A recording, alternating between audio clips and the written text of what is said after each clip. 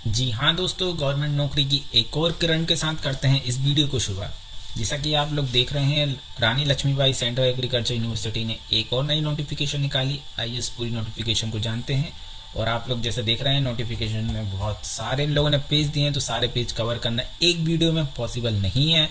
तो मेन चीज़ों को हम पूरा कवर करते हुए आगे बढ़ते हैं, और हो सके तो एक बार आप खुद से नोटिफिकेशन जरूर पढ़ लीजिएगा, क्योंकि एक वीडियो में पूरा कवर कर पाना इम्पॉसिबल है। चलिए शुरुआत करते हैं।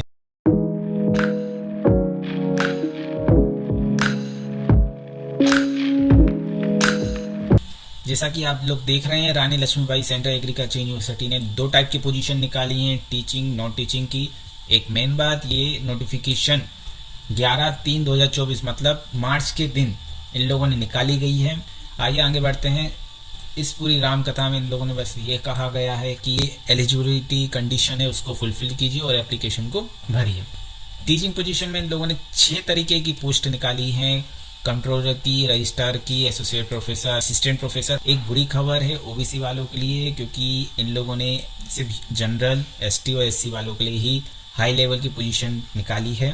टोटल जनरल के लिए 3 पोजीशन है, एसटी के लिए 1 है, एससी में पीडब्ल्यू के लिए इन लोगों ने रिजर्व की गई है। आगे चलते हैं नॉन टीचिंग पोजीशन के लिए। इसमें 4 पोजीशन निकाली गई हैं, असिस्टेंट की, पर्सनल असिस्टेंट, लेबोरेटरी टेक्नीशियन और यूडीसी अपर डिविजनल क्लर्क। एक अच्छी खबर है ओबीसी वालों के लिए, लेकिन एसटी वालों के लिए बुरी खबर है, क्योंकि ओबीसी वालों के लिए एक पोजीशन निकाली है, एससी वालों के लिए एक निकाली, एसटी वालों के लिए कुछ नहीं है, और यूआर के लिए 6 पोजीशन है। टोटल 13 वैकेंसी इन लोगों ने निकाली है, जो कि बहुत अच्छी बात है। आइए इन लोगों की पेमेंट क्वालिफिकेशन के बारे में बात करते हैं, तो सब्सक्राइब करना ना भूलिए। कंट्रोलर की इन लोगों ने पेमेंट दिया लेवल 14, मतलब बेसिक सैलरी कम से कम 1,44,000 रुपए से ज्यादा ही होगी। ग्रॉस सैलरी 2-3 लाख रुपए आराम से ही जाएगी। चलिए आगे बढ़ते हैं। क्वालिफिकेशन में इन लोगों ने पहली कंडीशन में दी है, मास्टर डिग्री होनी चाहिए विथ एटलीस्ट 50% मार्क्स के साथ आपको पास होना चाहिए। आइए दूसरी कंडीशन पे जाके देखते हैं। लोगों ने कहा है कि 15 साल का एक्सपीरियंस होना चाहिए। किस पोजीशन पे? असिस्टेंट प्रोफेसर की, किसमें एजीपी वो भी 7,000 की, मतलब एकेडमिक ग्रोथ पे ऐसे कुछ करके है, आप लोग एक बार देख लीजिएगा। इनको जरूरत है सीए ICW क्वालिफाई की, किसमें? फाइनेंस में। अगर आपके पास हो तो आप जरूर भरें। एज लिमिट इन लोगों ने 57 से कम होनी चाहिए। और ये लोग कब कैलकुलेट करेंगे? इनकी लास्ट डेट 27 अप्रैल 2024 को इनकी लास्ट डेट है। आइए आगे बढ़ते हैं। इसमें टेन्योर की बात कही है कि सेक्शन 43B है रानी लक्ष्मीबाई सेंट्रल एग्रीकल्चर जो एक्ट है 2024 का, उसमें पहला जो कंट्रोलर चुना जाएगा उसको 3 साल के लिए पहले रखेंगे। आगे बढ़ते हैं। रजिस्टर में इन लोगों ने पेमेंट 14 दिया। क्वालिफिकेशन इन लोगों ने मास्टर डिग्री मांगा है। सेकंड कंडीशन में इन लोगों ने 15 ईयर का एक्सपीरियंस है। किस पोजीशन में? असिस्टेंट प्रोफेसर की, वही एजीपी, वही जो ऊपर कंडीशन दी गई है वही रजिस्ट्रार की दी गई है। लेकिन एक बार जरूर आप रीचेक करें, खुद से भी जरूर पढ़ें, क्योंकि कभी कभी मिस्टेक सबसे हो जाती है, तो उसको इग्नोर करें। और जो भी दिक्कत आए कमेंट में मेंशन जरूर करें। एज लिमिट 57 से कम होनी चाहिए, वही लास्ट डेट पे कैलकुलेट करेंगे। टेन्योर इन लोगों ने 5 साल का रखा है, या फिर till attending the age of, जब तक वो 62 साल के नहीं हो जाते हैं। इन लोगों ने नोट भी दिया गया है, नोट को ध्यान से पढ़िए। इस नंबर की पहले भी नोटिफिकेशन आ चुकी है 25/1/2024 को। अगर आप उनकी वेबसाइट पे जाएंगे तो आपको ये दिख जाएगा। तो जिस बच्चों ने इस एडवर्टाइजमेंट में भरा था इसी पोजीशन पे, तो उनको फिर से भरने की ज़रूरत है, लेकिन उनको फीस नहीं भरनी पड़ेगी। अगर उनने पिछली बार फीस भर दी होगी, ये लोग कंसिडर कर लेंगे। चलिए आगे बढ़ते हैं। एसोसिएट प्रोफेसर सॉइल साइंस पे क्वालिफिकेशन लोगों ने मांगी है, डॉक्टरल डिग्री होनी चाहिए, 8 साल का एक्सपीरियंस होना चाहिए। अगर एलिजिबल हैं तो इसको अच्छे से पढ़ के तभी फुलफिल करिए, क्योंकि पूरा कवर कर पाना बहुत मुश्किल है, बहुत सारा इसमें लिखा हुआ है, तो आप ध्यान से पढ़िए और ध्यान से करिए।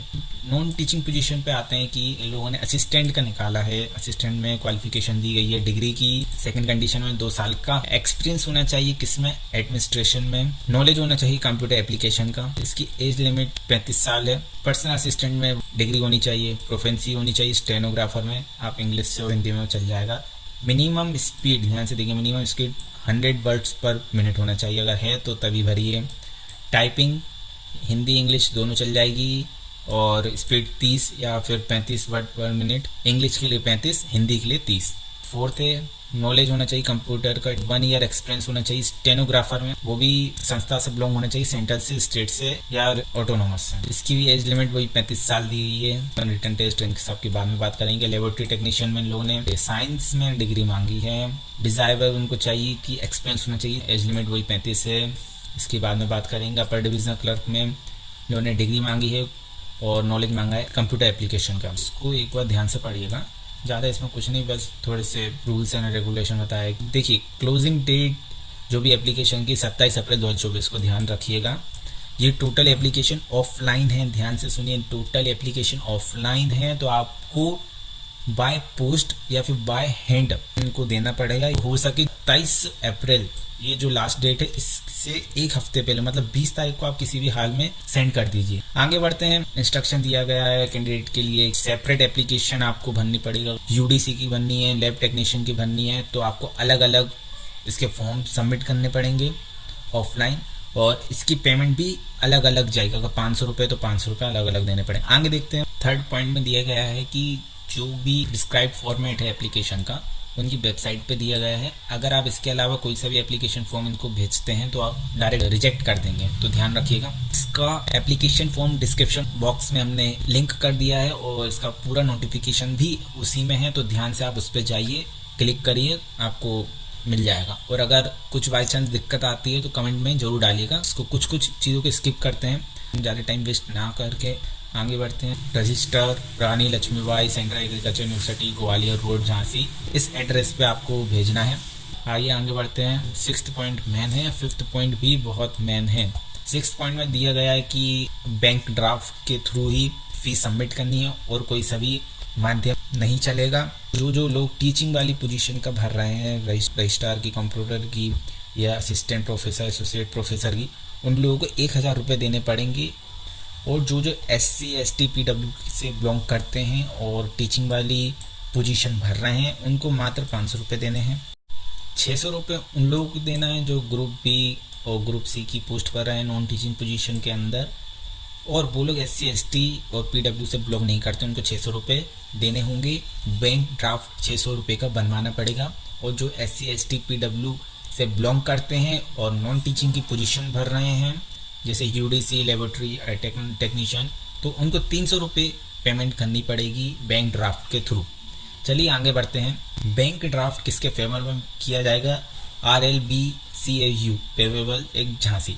ये आप बैंक जाके आप इसको इन लोगों को बता दीजिए कि इनके फेवर में आपको बैंक ड्राफ्ट इशू करवाना है, वो लोग कर देंगे, उनको सब पता है। एक मेन बात कहा है कि जो भी कंट्रोलर की पोजीशन भर रहे हैं उनको ज़रूरत नहीं है फ़ी पेमेंट करने की, तो ये अच्छी बात है। बहुत सारी चीज़ें हैं, सबको कवर करना पॉसिबल नहीं है, तो डायरेक्ट मैनेजमेंट पॉइंट पे आते हैं। इतना आप पढ़ लेना। डायरेक्ट 13 पॉइंट पे आते हैं। इन लोगों ने पूरा एड्रेस दिया है, आप इससे एड्रेस कॉपी करके आप सेंड कर दीजिएगा। आइए 14 पॉइंट पे हम जानते हैं। 14 पॉइंट बहुत इंपॉर्टेंट है क्योंकि इसमें कहा गया है कि आपको एप्लीकेशन कैसे सेंड करनी है। ये जो फॉर्मेट है सेम फॉर्मेट में आपको एनवेलप के ऊपर लिखना है, मतलब कवर लेटर जो आप होगा उसके ऊपर यही लिखना है, application for the post of. यहाँ पर पोस्ट का नाम लिख देना है, यूडीसी है या फिर रजिस्टर है या फिर कंट्रोलर है या फिर असिस्टेंट प्रोफेसर या एसोसिएट प्रोफेसर या लैब टेक्नीशियन, जो भी है आपको इस फॉर्मेट में लिखना है। उस स्पेस पे आपको पोजीशन का नाम लिखना है टॉप ऑफ एनवेलप के ऊपर, ठीक है। और मेन चीज़ है कि एप्लीकेशन फॉर्म जब आप सबमिट करें तो उसकी फ़ोटो खींच लें और उसको सेंड कर दें इस जीमेल आईडी पे। ये बहुत ही इंपॉर्टेंट है, इस बात को ध्यान रखिएगा। और जो रजिस्ट्रार की पोजीशन भर रहे हैं उसको इस जीमेल आईडी पे आपको पोस्ट करना पड़ेगा। चलिए डायरेक्ट स्विच करते हैं। OMR शीट कैसे फिल करते हैं ऊपर से पढ़ देते हैं। बॉल पेन इंपॉर्टेंट है। नेगेटिव मार्किंग यहाँ पर 0.25 दी गई है, मतलब 1/4। तो आगे बढ़ें। ट्रेवल अलाउंस और डियर अलाउंस आपको कुछ नहीं मिलेगा, आपको अपने सेल्फ पैसों पे जाना पड़ेगा, चाहे आप SC से हो ST से हो कहीं से भी हो। आगे बढ़ते हैं। स्कोर कार्ड की क्या गाइडलाइंस है ग्रुप A के जो भी टीचिंग पोजीशन के उसके लिए अपन जानते हैं। देखिए इन लोगों ने टोटल मैक्सिमम मार्क्स आपको 10 रखा है। सिर्फ पहले जो भी एकेडमिक क्वालिफिकेशन है उसमें 10 मार्क्स किस बेसिस पे आपको मिलेंगे। अगर आपने जो भी ग्रेजुएट है, मास्टर है, PhD है, उसमें अगर आपने 60% से 70% तक लाए हैं तो आपको 0.5 मार्क्स मिल जाएगा। ऐसे CGPA में जिसको CGPA लगता है तो 6 से 7 CGPA है या OGPA है तो उसको 0.5 मार्क्स मिलेंगे हर ईच में। ऐसी दूसरी कंडीशन है कि 70% से 80% तक आएंगे मार्क्स, या फिर CGPA OGPA 7 से 8 आएंगे, जो भी डिग्री आपके पास उसमें 0.75 मिलेंगे। अगर आपके इससे ज़्यादा आते हैं तो आपको 1 मार्क्स मिलेगा। इन सबको टोटल करने पे मैक्सिमम आपको 8 मार्क्स मिलेंगे। अगर आपके 9 हो रहे हैं तो कोई मतलब नहीं है, आपको सिर्फ 8 ही मिलेंगे। ये भी पूरी सेम ही कंडीशन है, बस को आप फॉलो कर पाएँ तो आप करिए। इन सबको टोटल मैक्सिमम सिर्फ 10 मार्क्स मिलेंगे। अगर किसी के 12-13 भी हो रहे होंगे तो कोई मतलब नहीं, सिर्फ 10 से ज़्यादा नहीं मिलेंगे। ये बहुत सारी कंडीशन है, इसको एक एक पढ़ पाना पॉसिबल नहीं है, तो आप खुद सेल्फ पढ़ें, ज़रूर अच्छे से पढ़ें, क्योंकि इसका टोटल 70 मार्क्स है। और मेन बात है इंटरव्यू होगा, इंटरव्यू में आपको खुद क्रैक करना पड़ेगा। मैक्सिमम उसके 30 मार्क्स हैं, टोटल 100 होंगे। इसके बेस पर आपकी मेरिट बनेगी। फिर ये असिस्टेंट प्रोफेसर के लिए सेम एक और दी गई है, वे एसोसिएट प्रोफेसर हैं, वे असिस्टेंट हैं। चलिए आगे बढ़ते हैं। रिटन टेस्ट नोट दिया गया है कि जो भी हैंडीकैप्ड हैं या फिर सफरिंग है किसी भी चीज़ से, उनको 30 मिनट एक्स्ट्रा मिलेंगे। दूसरी स्टेप में दी गई है कि आपकी स्किल टेस्ट होगी, आपको उसको क्वालिफाई करना पड़ेगा, लेकिन जो भी क्वालिफाई मार्क्स होंगे वो ऐड नहीं होंगे। अगर जैसे 40 आए हैं तो आपके वो 40 मार्क्स ऐड नहीं होंगे, वो व्यर्थ हैं बस क्वालिफाई करने के लिए।